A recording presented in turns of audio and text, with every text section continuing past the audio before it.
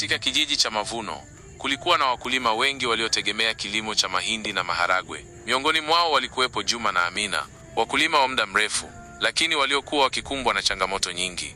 Msimu wa mvua ulipofika, wakulima wengi walipanda mazao yao kwa matumaini makubwa. Hata hivyo, mvua ilinyesha kwa muda mfupi kisha kukoma, na ardhi ikaanza kupasuka kwa ukame. Wengi waliofia hasara kubwa, lakini Juma na Amina walikuwa na wazo tofauti.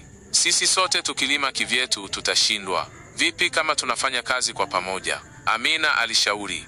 Juma alikubaliana naye, na wakawaita wakulima wengine kwenye mkutano wa kijiji. Walipendekeza waanzishe kikundi cha ushirikiano ambacho kingewasaidia kushirikiana katika ununuzi wa mbegu bora, kuchimba visima vya maji na kusimamia soko la mazao yao. Wengine waliona wazo hilo kama la kupoteza muda, lakini waliothubutu walijiunga. Kwa pamoja, walichimba kisima cha maji na kuanzisha kilimo cha umwagiliaji. Mazao yao yalianza kustawi vizuri, na walipovuna waliuza kwa bei nzuri sokoni kwa sababu walikuwa na uzalishaji wa kutosha. Miaka michache baadaye, kikundi cha wakulima wa Mavuno kilikuwa maarufu. Wakulima waliokuwa wakihangaika waliona mafanikio ya wenzao na wakaamua kujiunga. Kijiji kiliimarika na maisha ya kila mtu yakabadilika. Juma na Amina walifurahia